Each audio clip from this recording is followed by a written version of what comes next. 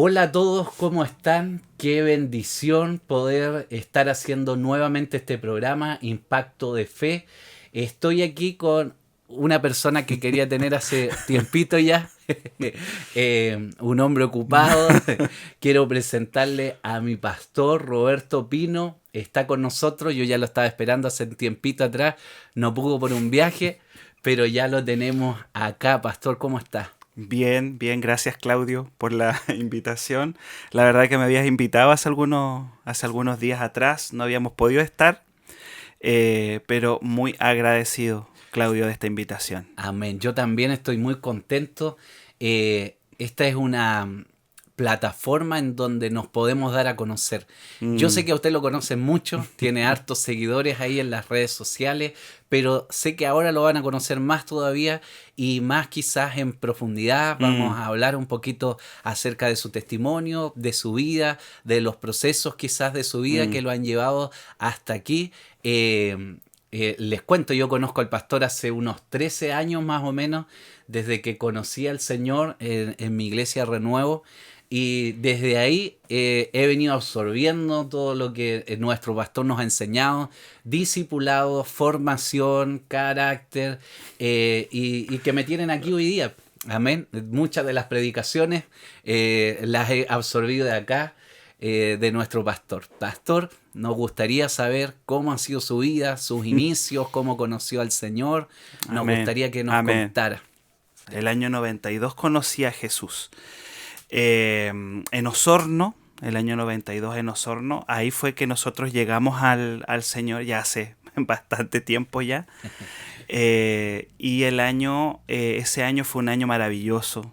Conocer a Cristo nos transformó la vida como familia. Yo sé lo que es, yo siempre le digo a mi familia que yo sé lo que es vivir sin el Señor. Mm. Yo sé lo que es estar con Cristo y estar sin Cristo. Porque hay personas que toda su vida han nacido en una cuna Exacto. cristiana. Entonces nosotros del el año 92, cuando yo conozco a Jesús y mi familia conoce a Cristo, nuestra vida cambió. O sea, fue una cosa, pero tremenda, extraordinario, el antes y el después. Siempre cuento que conocimos al Señor porque un evangelista nos predicó puerta por puerta. Sí. Y de repente es tan lindo ver que el Señor ahora nos usa en la misma estrategia, Amén. puerta a puerta. Así conocimos al Señor el año 92. Era un evangelista que estaba predicando en la población. Nunca me olvido ese día cuando nos tocaron la puerta y mi madre le atendió y salió ella a recibirle. Ahora pienso que tiene que haber sido un día sábado porque mi madre trabaja siempre de lunes a viernes, ella es Claro. profesora, muchos años trabajó como profesora. Así que lo más seguro es que fue un día sábado y ese día él le evangeliza a ella y a través de eso llegamos a Cristo todos nosotros. Y gloria a Dios que le abrió la puerta porque uno de repente ve Qué personas increíble, ¿eh? Qué y increíble el detalle ese de abrir no- la puerta. nosotros nos quedamos calladitos. Los testigos de Jehová. Quédense calladitos. Claro. Entonces ese año 92 mi madre le abrió la puerta a este evangelista, Mm. nos predicó, fue tanto el impacto de Dios en su vida que me acuerdo que lo hizo pasar, le dice pasa, y se sentó en el living y le siguió predicando a mi madre, me acuerdo que lloraba Wow. ese día y ese día mi madre le abre la puerta a Jesús y le abrimos la puerta a Jesús todos ese día al Señor. Wow. ¿Todos escucharon el mensaje? Escuchamos el mensaje y siempre, nunca me olvido que este joven que andaba predicando era un predicador itinerante. Él Mm. andaba de pueblo en pueblo predicando Wow. en las poblaciones, puerta por puerta. Y me acuerdo que mi mamá le dice, ¿y tú dónde te estás alojando? Y él le dice que estaba alojándose en el hogar de Cristo, en Wow. el albergue del hogar de Cristo de Osorno. Él llegaba a un lugar y se alojaba en el albergue. Wow.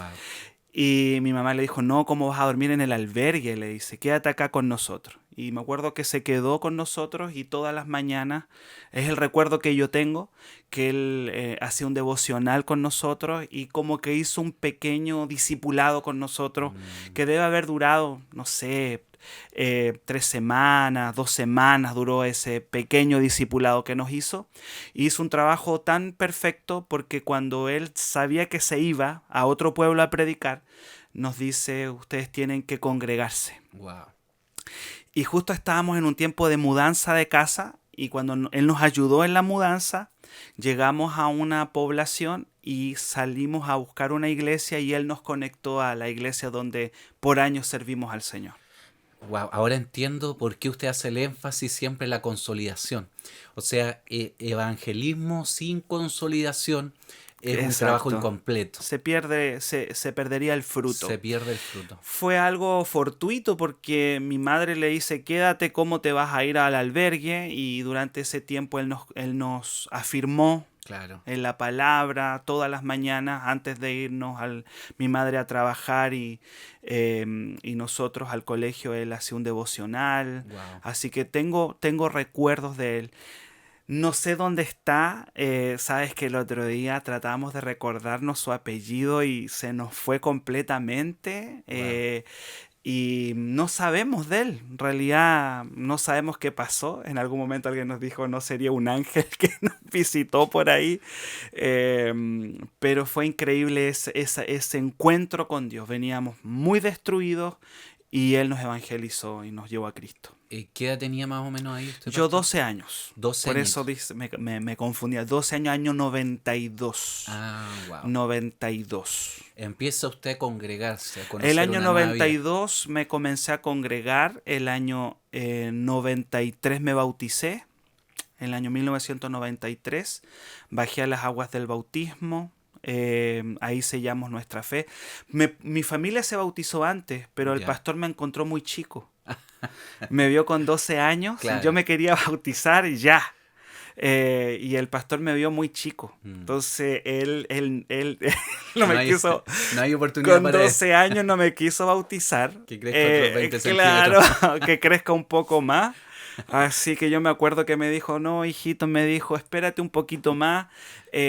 Así que el año 93 me bauticé con 13 años y, y ahí comenzamos a caminar con el Señor, a servir a Dios.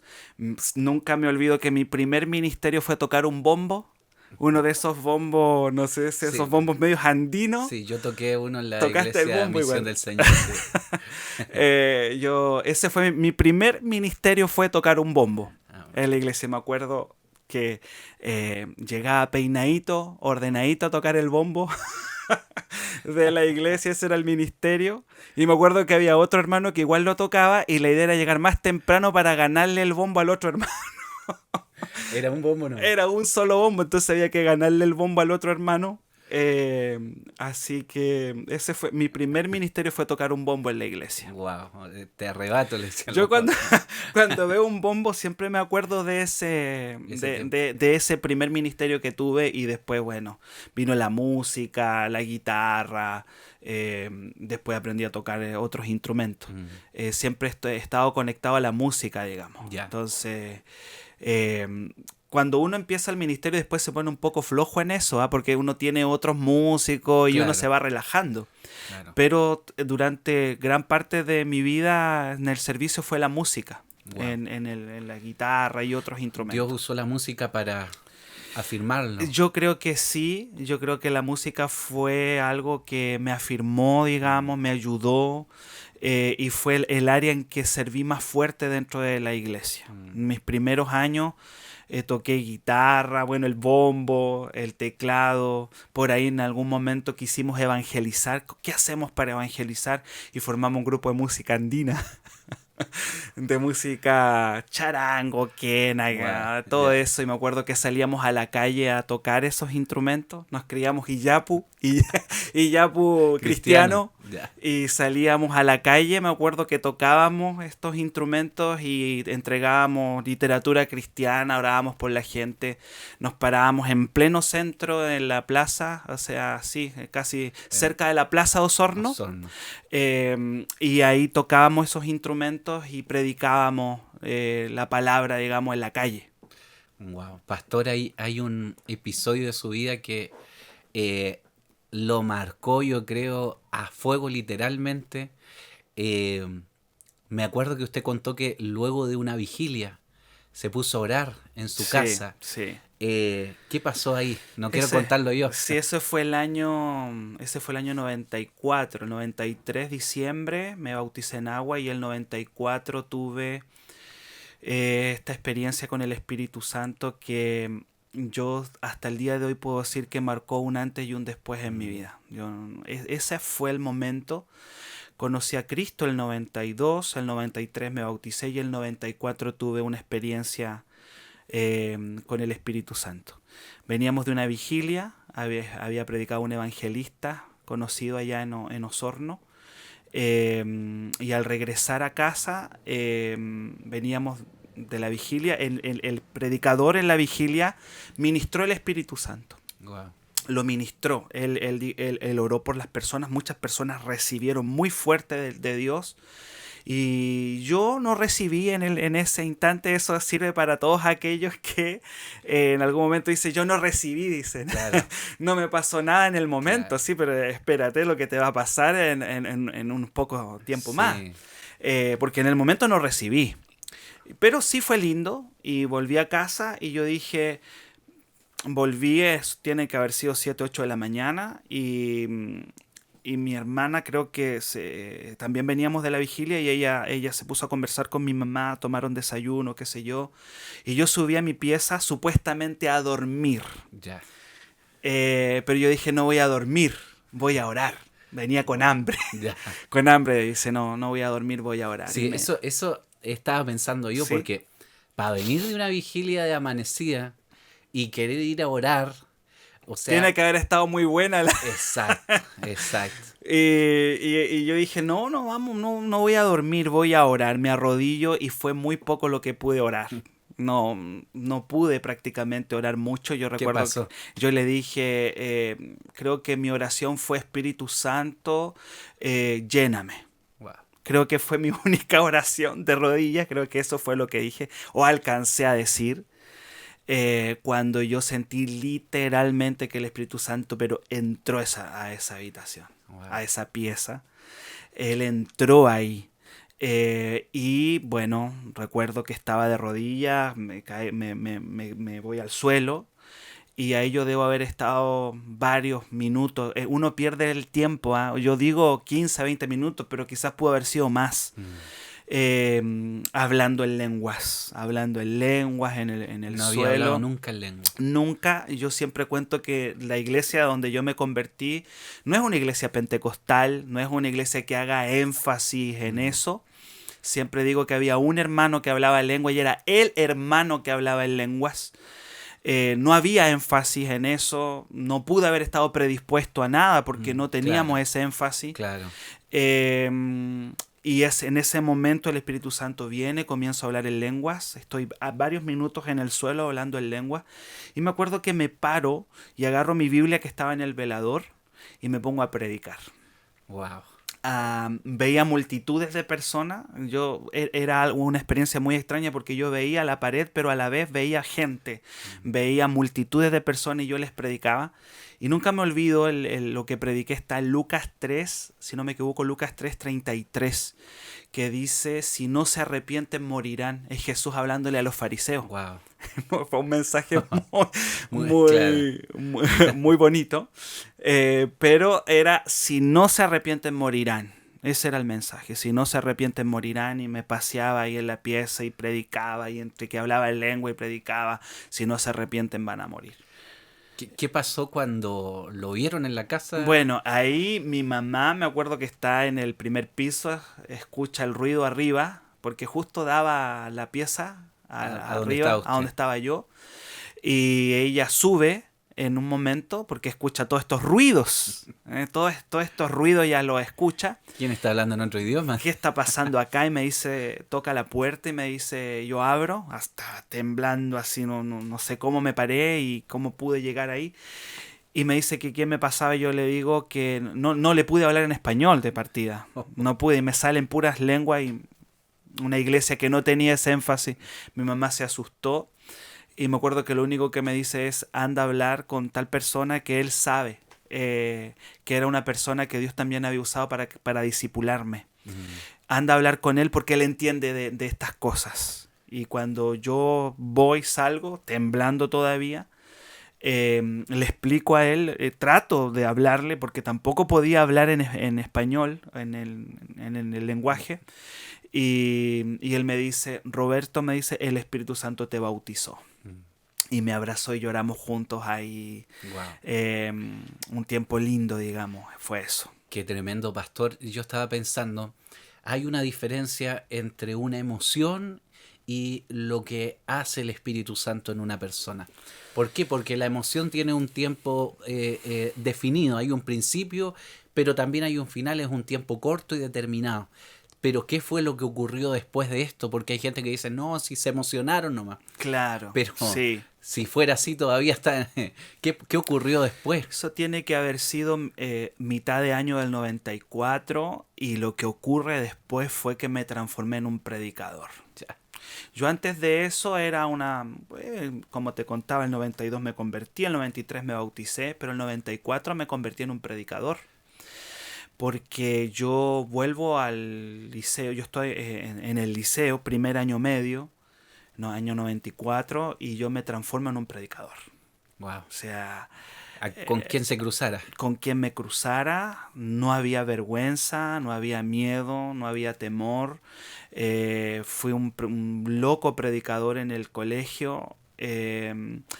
Todos mis profesores sabían, me decían el Canuto, el Canuto Pino, el pastor también. Ya me decían pastor. Claro. Ya yo en el liceo era el pastor.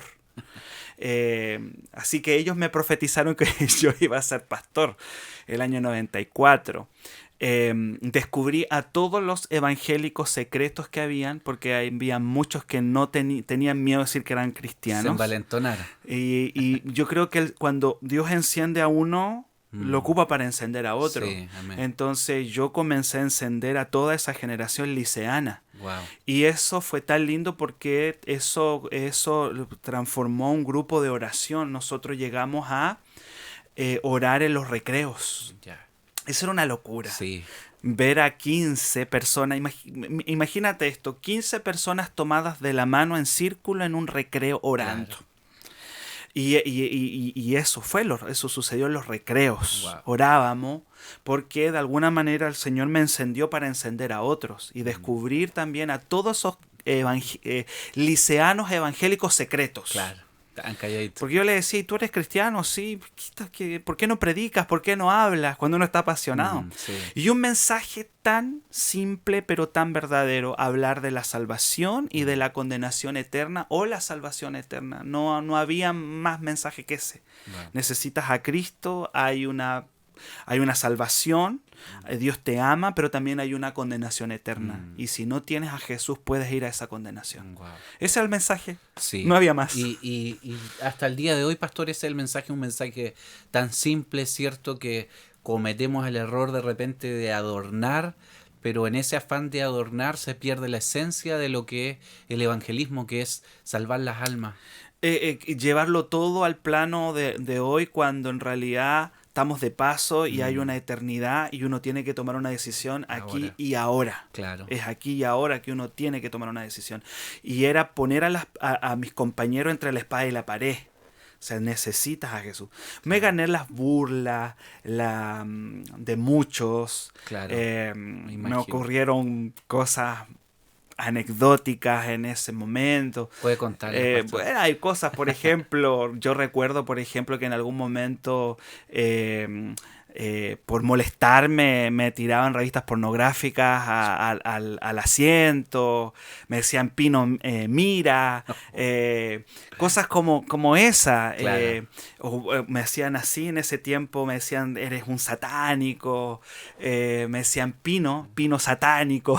Dentro del contexto del liceo, cualquier cosa puede ocurrir. Yo soy en el tiempo donde la tribu urbana, si podríamos llamar, era el metal. O sea, estaba fuerte el tiempo del metal. Claro, o sea, era la luz y las tinieblas ahí. Claro, el metal era lo más fuerte, me acuerdo. Claro. Era el metal. Y yo me acuerdo que en ese tiempo todos me hacían el símbolo de Satanás y qué sé yo. Yo al final me reía nada más. Claro. Pero ganamos a varios y encendimos también a muchos que estaban apagados en ese tiempo. Qué tremendo. Qué tremendo, pastor. Lo que ocurre cuando alguien es lleno del Espíritu Santo no es una emoción. Literalmente a usted Dios le cambió la vida. Tuvo un encuentro poderoso con la presencia del Señor, a tal nivel que no le importó lo que dijeran, todas las bromas que le hicieran, siguió adelante. ¿Qué es lo que viene diciéndolo así cronológicamente Sí, después de todo esto que estaba viviendo? sí. Bueno, el año 94, primero medio, no me podía ir a estudiar a ninguna parte o a prepararme para el ministerio. Si yo hubiese podido, hubiese dejado Al todo, tiro. pero no me iban a celebrar mucho Claro. dejar los estudios en ese tiempo. Luego lo que viene es que se enciende un llamado, servir en mi iglesia.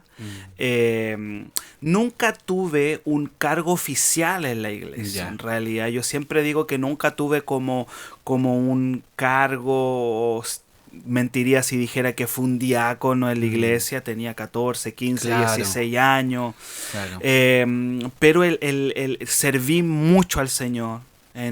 Yo siento que, y es bíblico, que el llamado tiene que ser confirmado por la misma iglesia. La iglesia reconoce, la Claro. iglesia tiene que confirmar a una persona que tiene un llamado. Exacto. Hay gente que sale al ministerio sin que la iglesia confirme ese llamado.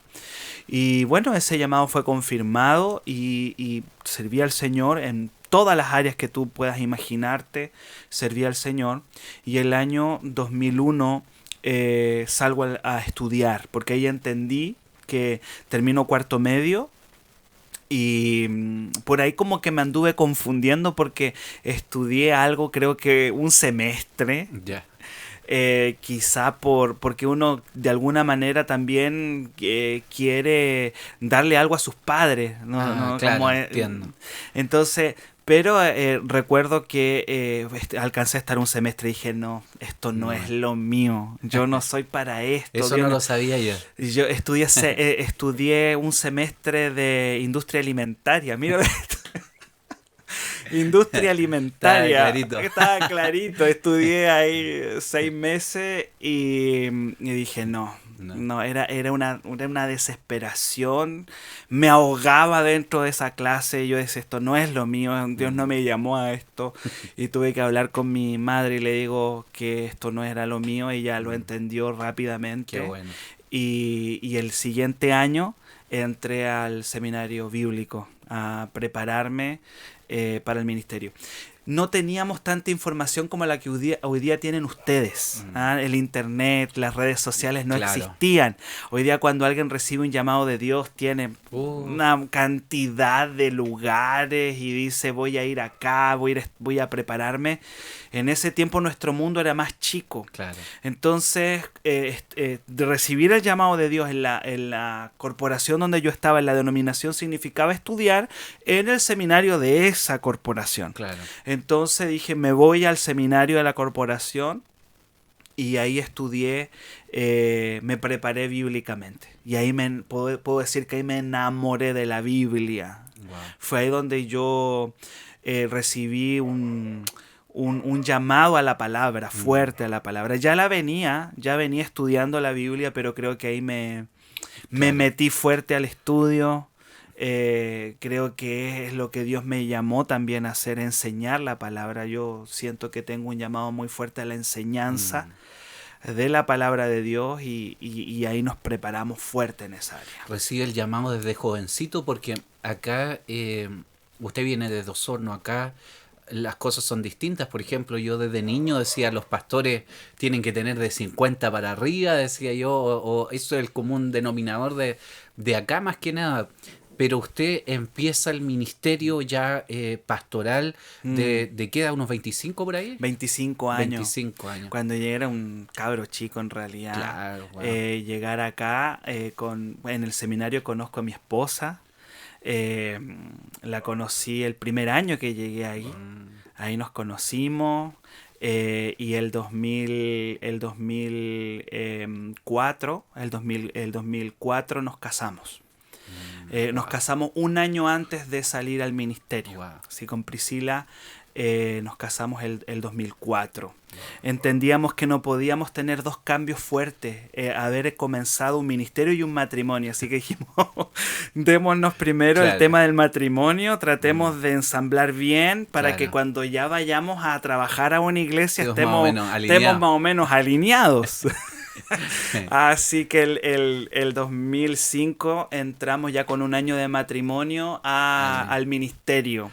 Wow.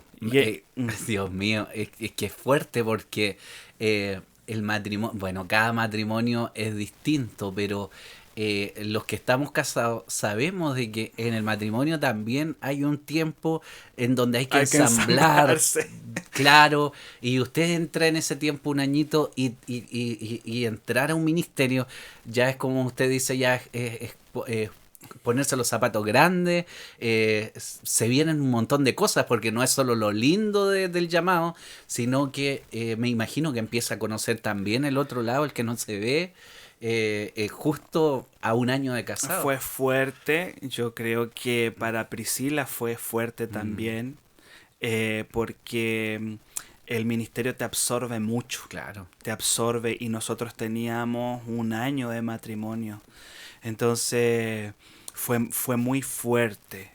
Nosotros entramos para estudiar y la denominación nos buscaba una iglesia que pedía un pastor.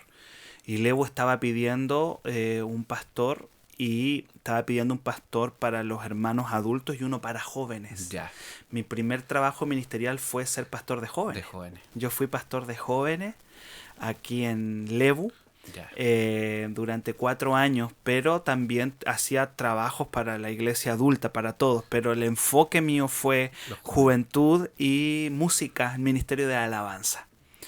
Así que ahí partimos, trabajando para Dios, ganando muchos jóvenes para el Señor también, que hasta el día de hoy nos acompañan en el ministerio también. Hay muchos jóvenes que conocieron al Señor, te estoy hablando del año 2005, 2006, 2007.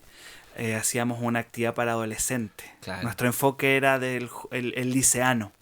El chiquillo de, no sé, pues de liceo, de primero a cuarto medio. Ese fue el enfoque que tuvimos. De 15 a 18 exactamente. años. Ese fue el trabajo que hicimos. Te estoy hablando de varios años atrás. Hoy día los jóvenes van cambiando su forma, su estilo. Pero llegamos a tener muchos de esos jóvenes, conocieron al Señor. Que ya me imagino que están con familia y hijos. Ya. Algunos de ellos sí. Otros quizás no están hoy día sirviendo al Señor, pero yo sé que tienen lindos recuerdos de esa etapa que tuvimos aquí en Lebu. Nosotros hacíamos una actividad evangelística nocturna que rompió todos los esquemas. Se llamaba Encerrón. Y a través de esa actividad comenzaba a las 12 de la noche. Mira la actividad evangelística, una actividad. Claro, no era un horario, claro, de un y parece que a los chicos les gusta la noche. Claro.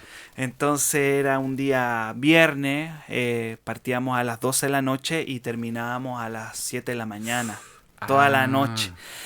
Y yo ahora entiendo, yo digo, Señor, las locuras que hacíamos, porque prácticamente transformábamos esa iglesia en una discoteca, porque llenábamos de luces, de colores, esta luz que prende y apaga, no sé cómo es que se llama, no me acuerdo esas luces y de colores y música para los jóvenes. Y logramos tener en eso más de 150 jóvenes liceanos. Le dieron al callo, por así decirlo. Le dimos así. Hacíamos coreografías. Se bailaba. Alguien decía, pero ¿cómo eran esas? Yo decía, para que me entiendas, cómo se bailaba Aché. Que había uno adelante y todos los demás. O sea, no era baile de pareja, dos personas, pero era un estilo coreográfico, digamos. Y se bailaba y teníamos un kiosco donde se bebía cierto jugo. Pero llegaban los chicos, llegaban los jóvenes. Yo me acuerdo que una vez entró un concejal, invitamos a un concejal de la ciudad y él decía, no puedo creer que aquí esté tal persona. No puedo creer que aquí esté tal joven. Wow. Porque yo le hago clase y no puedo creer que esté aquí. No es para que esté en una iglesia. Claro. No lo creían. Entonces yo creo que fue que predicamos en el lenguaje de los jóvenes. Llegamos, Claro. alcanzamos ese lenguaje y tocamos ese lenguaje. Qué importante es introducirse en eso, en mirar a la persona a la que se está hablando. Me recuerdo que en los evangelios habla de que Jesús veía a la gente. Jesús la vio y supo algo de ella y le hablaba de su manera. Lo que hizo Pablo también, él Sí. se hacía griego a los griegos, al judío le Exactamente. hablaba como a Sí, los judíos. sí. Qué importante es. Nosotros nos hicimos adolescentes para los adolescentes. Como dice, griego, al judío, judío. Nosotros dijimos, vamos a predicarle en un lenguaje de adolescentes a Claro. los adolescentes. Claro. Y más que veníamos con capacitaciones, yo en el seminario, cuando uno estudia en el seminario hace práctica, igual como en una carrera profesional. Y yo el último año, mi última práctica fue en un ministerio que se llama LPC. Ya. De Temuco. De Temuco, Ya. LPC. Y en ese ministerio LPC aprendimos a trabajar con adolescentes. Así qué que veníamos importante. con toda esa escuela y lo plantamos acá y funcionó. Funcionó porque es transversal. Así que nos funcionó y lo más lindo, Claudio, que en ese tiempo también esos jóvenes también conocieron al Espíritu Santo. El campamento que nosotros hacemos hasta el día de hoy, yo puedo decir que nació ahí.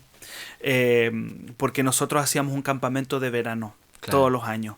Y ya en el primer campamento el Espíritu Santo se derramó ahí. Wow. Ocurren cosas tremendas en los campamentos. Usted decía una vez que lo que usted creía era que se daba ese formato de iglesia de los Hechos de los Apóstoles en donde compartían todo, en donde vivían en comunidad. Cuando vamos a los campamentos son 5, 4, 3 días, los días que sean, pero estamos ahí en coinonía, compartiendo todo lo que tenemos y se da algo tremendo. Es como que Dios dice, lo sí, está esperando. Y exactamente. Yo creo que tomamos el diseño apostólico. Claro. Esos 5 o 6 días que estamos viviendo en Tremendo. comunidad. Sí. Vivimos, comemos lo mismo, dormimos en el mismo lugar. Sí, Y eso algo produce. sí, qué tremendo. Y nuestros campamentos, el Espíritu Santo se comenzó a derramar en los Sí. adolescentes. Y eso trajo un derramar a la iglesia donde estábamos. Qué tremendo. Pastor, fue pasando el tiempo, ya no fue tratando solo con adolescentes, fue conociendo los adultos. Me imagino que no es fácil formar una persona. Yo quería hacerle una pregunta, lo estábamos conversando hace rato. ¿Qué es lo que está en su corazón cuando llega una persona a la iglesia? Ya estoy hablando un poquito más de lo ministerial. Llega una persona nuevita a la iglesia que no conocía a Jesús, que le entregó su vida recién a Jesús. ¿Cómo la ve usted? ¿Cuál es el camino que usted dice tengo que llevar a esta persona a recorrer para formarlo? ¿Por qué le pregunto esto? Porque nosotros podemos cometer el error de decir recibí a Cristo y ya está todo hecho. Pero no es así. No. Viene un proceso de conocer a Dios, de formar nuestro carácter. ¿Cuál es ese proceso que usted cree que las personas tienen que recorrer? Bueno, la meta, dice el apóstol Pablo, dice que la meta nuestra es llegar a la altura del varón perfecto, que es Cristo Jesús. Amén. Y todos nosotros tenemos ese llamado desde el día en que conocemos a Jesús, tenemos que llegar a la meta. Hay quienes que dicen que el apóstol Pablo dice que no lo alcanzó. Dice, no pretendo haberlo alcanzado. O sea, hay alguien por ahí que sacaba la reflexión y dice, Pablo no lo alcanzó. ¿Qué se espera de nosotros? Pero yo conozco a Jesús y tengo que empezar a trabajar para llegar a la meta del varón perfecto. Exacto. Entonces, lo que esperamos cuando una persona llega a Jesús, que entre a ese proceso. Hay mucha gente que queda en el proceso, que abandona, que aborta el plan. Porque no entran al proceso del discípulo, al camino del discípulo. ¿Qué espero yo de una persona que llega a la iglesia? Que entre al camino del discipulado, Exacto. que entre al proceso. Y es un proceso no fácil. Por eso es que dice Jesús que muchos le abandonaron. Dice, cuando Jesús se empezó a poner un poquito más fuerte en su mensaje, dice Juan 6:66. Alguien dice que es el pasaje, Claro. el pasaje Juan 6:166. Dice, muchos desde ahí le dejaron y ya no andaban con él. ¿Por qué? Porque Jesús empezó a hablar de la cruz. Jesús empezó a hablar del compromiso. Exacto. Jesús dijo, tienen que comer mi carne y beber mi sangre. Tienen que comprometerse conmigo. todo lo que tú comes entra a ti. Claro. Entonces, ahora ya me conocieron, pero ahora yo quiero que se comprometan conmigo. Es lo que hablábamos con Esteban en el capítulo anterior, de que la gente piensa de que Dios no demanda nada, pero eso no es así. Uno ve los comentarios de repente de las personas que no conocen la palabra de Dios y dice, Dios no pide nada. Dios no pide nada, pero es porque no se han introducido a estudiar la palabra y ahí se dan cuenta de que no es así. Dios pide todo. Dios pide todo. Jesús te va a pedir todo. Te va a pedir tiempo, te va a pedir servicio, va a pedir finanzas, y eso es lo que la gente no logra entender. Claro. Ese mensaje de que Dios no pide nada no es bíblico. No, suena nada. Lindo, de que suena bonito, suena muy lindo eso. Claro. Pero Dios te va a pedir todo. Y mucha gente choca con eso porque vienen del momento lindo, ¿cierto?, de entregar su vida a Cristo, que bueno, hay que decirlo, eso sí que es por gracia, es un regalo que para nosotros es gratis, pero no para Jesús. Ahí yo siempre digo eso, Sí, a nosotros sí, no nos costó sí. nada, pero le costó todo a Jesús. Exacto. Pero después viene un proceso en donde uno se encuentra que hay que alinearse a la palabra, que hay mandamientos que seguir y muchos chocan en ese momento. Lo torcido tiene que enderezarse, lo áspero tiene que suavizarse, todo, tiene que haber toda una modificación para que la gloria de Dios venga. Y dice, lo torcido se enderece. Eso habla del discipulado. Y es eso. Hay una línea, pastor, de creyente, nosotros lo hemos estudiado los discipulados, de pasar de creyentes a discípulos. ¿Qué es lo que significa eso, pastor? Ahí hay que cruzar la línea de la comodidad, hay que saltar el tema de la comodidad, también de mi razonamiento, porque a veces Dios me va a pedir cosas que no logro entenderlas. Hay toda una línea que cruzar. Nosotros lo estudiamos en nuestra iglesia, estudiamos eso, el pasar de creyente. Dice la palabra que los demonios creen y tiemblan. Claro. Alguien podría decir que el nivel de los demonios incluso es mayor que el nivel de mucha gente. Porque conoce, algunos claro, creen y no tiemblan. Dice la Biblia que los demonios creen y tiemblan. Entonces hay muchos que se quedan ahí. Yo creo en el Señor, yo creo en la sanidad, yo creo en Cristo, yo creo en la iglesia. Perfecto, eso es un creyente. Ahora tienes que ser un discípulo. Y el discípulo es el que ya no piensa en él, sino el que está pensando en los demás. Y es el mandato, la gran comisión es ir a ser discípulo. Dice. Exactamente, claro, no dice creyente. No dice creyente. Entonces es un trabajo, no es algo fácil. No es fácil. La tarea más difícil la lleva quizás ustedes, los pastores, de formar la gente. Qué triste es ver a alguien que va súper bien y de repente sueltan el proceso. Sueltan el arado, como decimos nosotros. ¿Por qué sueltan el arado? Porque la primera etapa no ves nada. La gente, cuando una persona está sembrando, en esa primera etapa no ve nada. Entonces, como no ve nada, es un poquito frustrante no ver nada. Exacto. La gente quiere ver todo instantáneo, pero hay que sembrar. Dice Pablo, el labrador, para participar del fruto tiene que trabajar primero. Entonces, hay todo un tema de trabajo en esa temporada. Y un tema generacional, porque mi generación, ya nosotros somos de los que la generación microondas, que todo lo queremos rápido. Todo quiero está la hecho emoción, para rápido. que al tocar una pantalla se abra una ventana. Exacto. Y la generación, cómodo. Claro, es todo cómodo. Entonces, el trato de Dios con nosotros no es así. Es un trato que conlleva tiempo, pastor. Yo creo que lo que habla bien de alguien que va a avanzar es que ore. Yo creo que lo primero un buen síntoma de una persona que comienza con Dios es que comience a orar. Y la oración no es algo subjetivo, la oración es algo que se puede ver. Concretamente nosotros como iglesia tenemos un cuarto de oración. Sí. Yo siempre me doy cuenta que una persona que llega al Señor y empieza a orar, yo digo, va excelente. Esta persona va a empezar a crecer. Exacto. Porque ahí está la clave del éxito de toda la vida cristiana. Es la oración. Y la oración demanda tiempo, demanda un sacrificio. porque hay que levantarse más temprano o porque hay que orar en la tarde cuando una persona llega de su trabajo cansada. Nosotros tenemos cuarto mañana y tarde, pero creo que la oración es algo que marca. Clave. Es clave y es lo Clave. que un recién convertido tiene que hacer. Es como la respiración. Claro. Se me ocurre que es como cuando nace un bebé y le golpean las nalguitas ahí el doctor y empieza a llorar y a respirar. Dice, wow, empezó a respirar. Claro. Y yo lo veo así.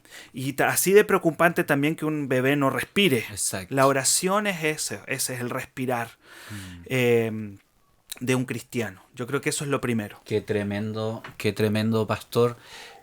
Hoy día estamos conociendo lo que es la visión de un pastor, la visión pastoral, porque nosotros vemos desde otro ángulo las cosas, pero en el lugar que está usted ve desde otro ángulo, o sea, está preocupado de la formación de las personas, o sea, hemos tenido cultos gloriosos, pero yo lo he escuchado a usted decir, yo espero que esto dé fruto. Exacto. Porque sí. no se trata de yo cuánto, bajo el avión. Exacto, no se trata de cuánto podemos tiritar, de cuánto podemos sentir, sino de lo concreto. Hay un pastor, Claudio, conocidísimo, que él dice que la unción no hace discípulo.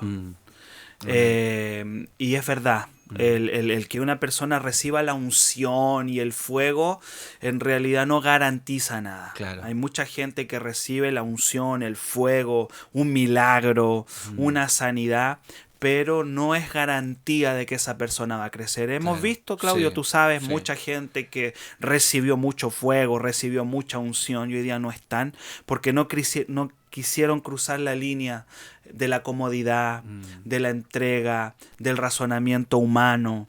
No quisieron obedecer en algunas áreas y se quedaron atrás y se quedaron estancadas. La unción no hace discípulos. Es la renuncia. Jesús dijo que hay que tomar la cruz. Exacto. Hay que morir, dijo Jesús. Y si el que no toma su cruz no puede, dijo Jesús, ser mi discípulo. Eso es lo que esperamos. Si volvemos a la pregunta inicial, ¿qué es lo que esperamos de un nuevo creyente o de alguien que recién se convierte? Es que tome la cruz. Exacto. En el momento que Jesús lo va a confrontar con esa cruz. Sí. Tiene que tomarla y es la única manera de seguir adelante. Yo le quiero dar las gracias, pastor. Estamos en el tiempo. Sí, creo que estamos ya en el tiempo. Le quiero dar las gracias. Me gustaría que pudiera dejarles un mensaje a las personas que van a estar viendo este programa.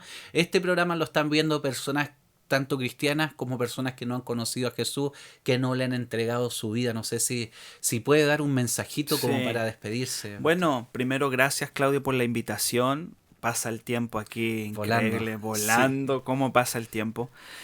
Pero bueno, hoy día en la mañana mientras orábamos el Señor nos decía, no me avergüenzo del Evangelio, porque es poder de Dios, es poder de salvación.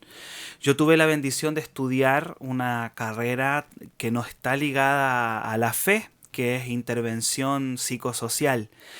Y pude entender con mayor fuerza, ya lo sabía, pero ahí pude entender con mucha mayor fuerza que en Cristo está todo, que en Cristo estamos completos, que con Jesucristo no tenemos que buscar nada más. De hecho, el apóstol Pablo dice que en Cristo estamos completos, sí. Eso es lo que dice.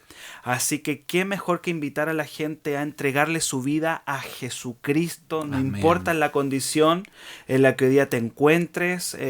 Quiero decirte que Jesucristo te ama, tal cual es como tú estás, puedes venir a Él, Él no te va a cerrar la puerta. Y decirte que en Cristo está todo lo que necesitas para tu vida espiritual, para tu vida emocional. Él tiene el poder de llenar todos los vacíos del corazón que están en ti, Él lo puede llenar. Así que ese es el llamado, a venir a Jesús. Y los que ya están caminando en el Señor, bueno, a tomar la cruz como decíamos, porque tomando la cruz vamos a llegar al propósito y al llamado que tenemos todos. Porque el llamado no es solamente para una persona. Algunos dicen, no, el pastor tiene un llamado. Toda la iglesia tiene un llamado. Amén. Y ese llamado se cumple en la medida que yo estoy dispuesto a tomar esa cruz y comprometerme con el Señor. Pastor, redes sociales, ¿dónde lo pueden seguir? Estamos en Facebook como Roberto Pino Leal, ahí me van a encontrar en mi Facebook, y en Instagram Igual, Roberto Pino Leal, ahí estamos en el Instagram y todas las redes de Renuevo. En Renuevo ahí vamos a encontrar sus mensajes. Sí, en Spotify, si ustedes buscan en Spotify también como Pastor Roberto Pino Leal, hay una serie de mensajes, yo no sé si habrán, pero hay muchas predicaciones ahí Sí. que hemos ido subiendo y son tantos los mensajes que no nos da para editar y subir. Hay estudios de Marcos. Ya. Estamos con el estudio de Marcos y muy pronto vamos a comenzar nuevamente el devocional online que tengo. Así que si me hablan por ahí, yo los meto al grupo donde hacemos el devocional. Amén. Yo le doy las gracias, pastor. Gracias, Claudio. Tremendo programa. Creo que este programa está para edificar muchas personas. Así que yo lo invito a que comparta. De esa manera podemos llegar a muchas personas más. Comparta este nuevo episodio y si fue de bendición para ti, déjanos tu comentario, tu like, tu corazón. Si quieres compartir esto, hazlo porque va a ser de bendición Amén. para muchos. Amén. Desde aquí nos despedimos. Bendiciones. Dios te bendiga. Chao, chao.